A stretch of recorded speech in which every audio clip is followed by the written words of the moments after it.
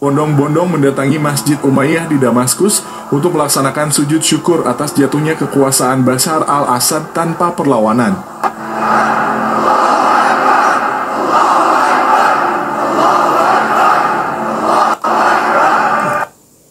Masjid Umayyah ini ya di Damaskus. Damaskus adalah dulu pusat kekhalifahan Umayyah. Jadi di abad 8 itu kejayaan Islam sudah begitu menggema ya. Pusatnya adalah Damaskus yang memimpin dunia. Sementara Indonesia abad 8 belum dikenal dalam dunia Islam.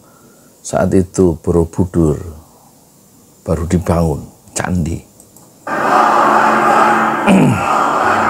Takbir ya, Allahu Akbar.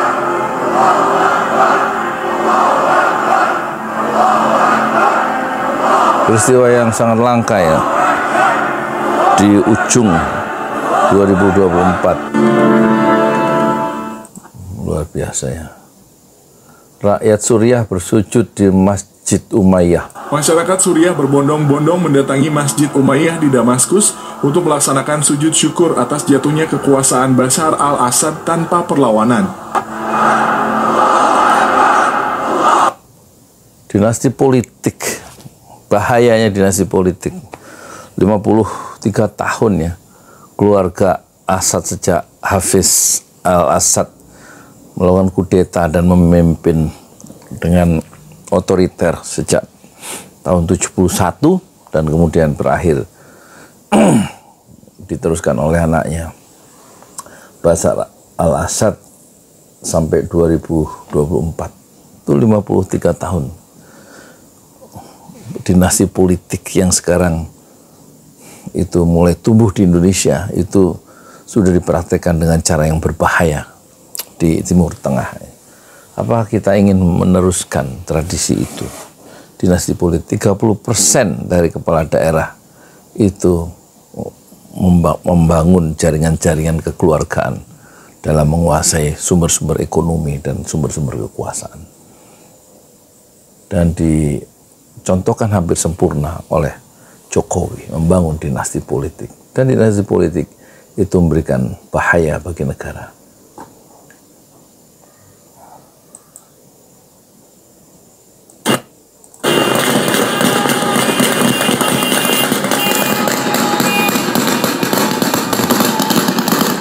Jadi ini tulisannya kelompok ya tentara anti rejim Hama City. Jadi menguasai kota Hama ya, pusat kekuatan dari rejim pemerintah Syria ya. Dan itu tadi sujud syukur dari tentara pembebasannya.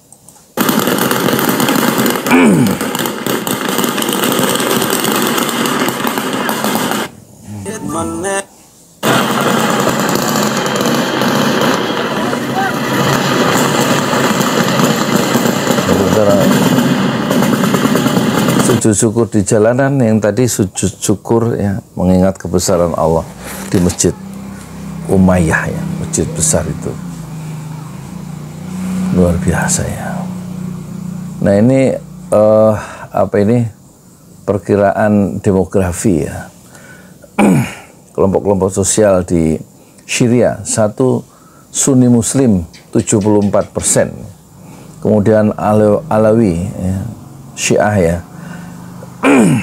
itu di 10 sampai 12% ya. Kemudian Syiah Muslim dan apa ini? Oh, Muslim Ismail, apa Syiah ya? Syiah Ismailiyah. Maaf, Ismailiyah ya, 3%. Kristen kurang dari 10%, Drus 3%, Yazidis ya itu 1%, dan kemudian Juz Yahudi 1%. Ya. Kita lihat apa lagi yang menarik di sini. Ya, anti rejim sudah.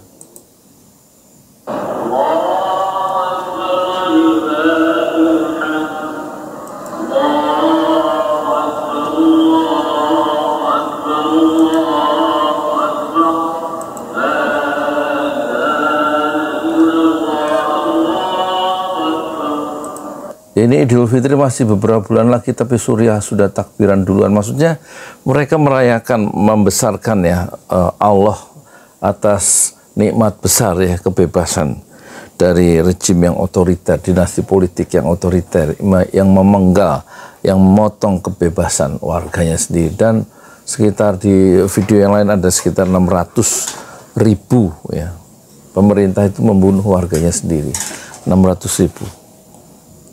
Hampir 1 juta ya.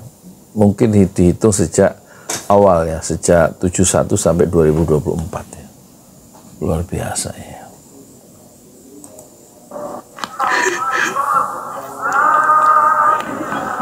Masjid-masjid di seluruh takbir ya. Alhamdulillah ya Allah. Ini siapa ini? Oh, ini keluarga Hafiz Asad ya. Ini bapaknya nih, Bashir Asad. Ini anaknya yang sebenarnya tidak disiapkan. Oh, ini yang terakhir ya, yang tidak disiapkan untuk menjadi presiden, tapi karena anak pertamanya mati dalam kecelakaan, yang dokter mata ini kemudian dipaksa untuk menjadi presiden menggantikan ayahnya. Inilah dinasti politik ya, yang otoriter dan menguasai. Keluarga Asad yang dengan kuku besinya berkuasa lebih dari 50 tahun. Inilah yang disebut dinasti politik bahayanya.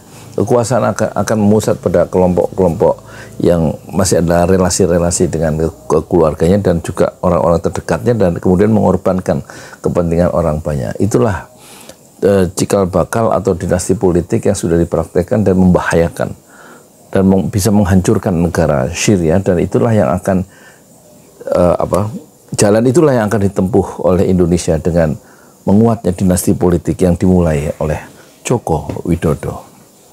Bagaimana menurut Anda?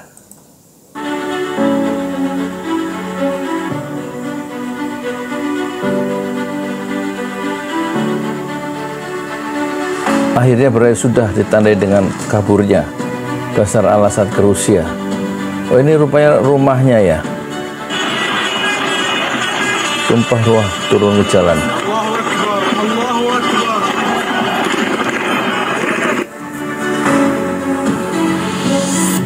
Sobeknya.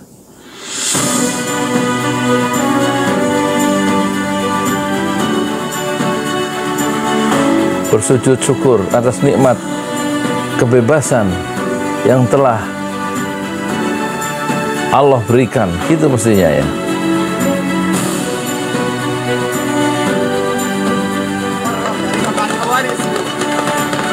Bahkan ada yang memutuskan untuk menikah di hari kebahagiaan.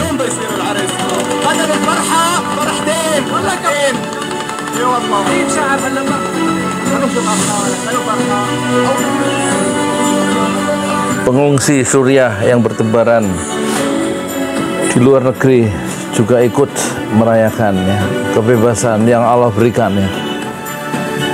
Inilah yang disebut Futuh Syam ya.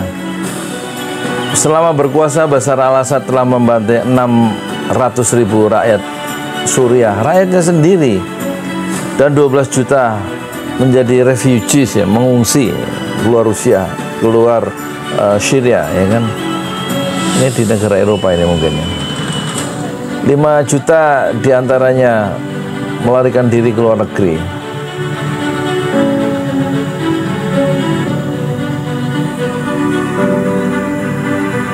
Mereka kembali nih rupanya di perbatasan Turki Suriah. Banyak yang antri untuk apa? Untuk masuk kembali ke negaranya, untuk kembali ke tanah air setelah bertahun-tahun ditinggalkan. Luar biasa. Negara gagal ya di bawah pemerintahan dinasti politik Assad. Ribuan tahanan politik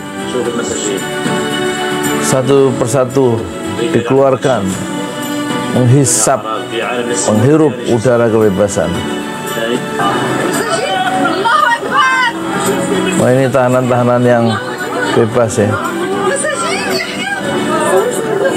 Masya Allah, Masya Allah. Muslimah-muslimah yang tak bersalah juga berhasil diselamatkan dari jeruji besi. Perempuan juga di penjara ya.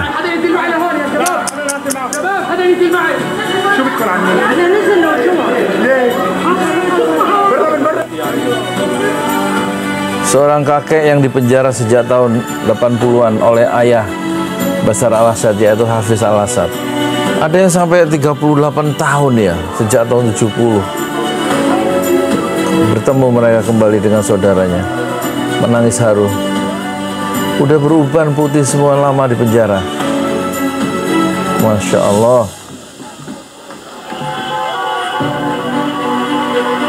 Jalan pembebasan Al-Quds di masa pemerintahan Sultan Salahuddin Al-Ayyubi ya.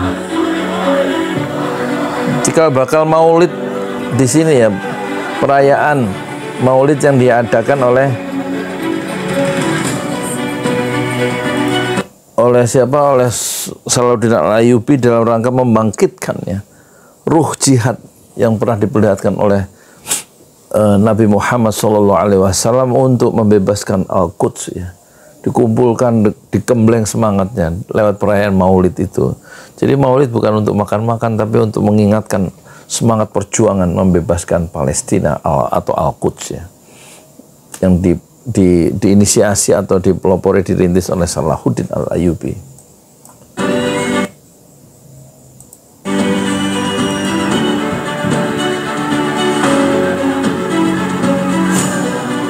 Syam di bawah pemerintahan Nuruddin Zanki ya. Kemudian dilanjutkan Salahuddin membebaskan Mesir. Jadi Syam dan Mesir disatukan ya. Tadinya Mesir adalah pengaruh dari Syiah Ismailiyah yang membangun Al-Azhar, berkuasa hampir 300 tahun, dibebaskan oleh Salahuddin. Setelah Syam dan Mesir disatukan dalam pangkuan Islam, kemudian dari situlah terjadinya pembebasan Al-Quds dan pembebasan Masjid Al-Aqsa. Dan di zaman Salahuddin Al-Ayyubi, Al-Quds dan Al-Aqsa itu kembali dikuasai ya, oleh pasukan Islam, oleh umat Islam setelah dikuasai selama 88 tahun oleh laskar Kristen. Azan berkumandang syahdu di Masjid Damaskus ya. Hari pertama bebasnya Suriah dari belenggu tangan besi Asad. Dengan izin Allah, semoga ini menjadi jalan pembebasan Al-Quds selanjutnya. Ini pesan yang diberikan oleh Cordoba Media ya. Dia mengkaitkan ya kebebasan Syam atau Suriah itu adalah jalan ya, sebagaimana dulu yang dirintis oleh Salahuddin setelah menyatukan Syam dan Mesir untuk membebaskan Palestina. Ya, satu pesan di akhir dari Cordoba Media dengan memakai momentum jatuhnya dinasti politik Assad itu dalam rangka membebaskan nanti pada akhirnya pasukan Islam itu membebaskan Al-Quds ya, dan Masjid Al-Aqsa. Semoga. Assalamualaikum warahmatullahi wabarakatuh.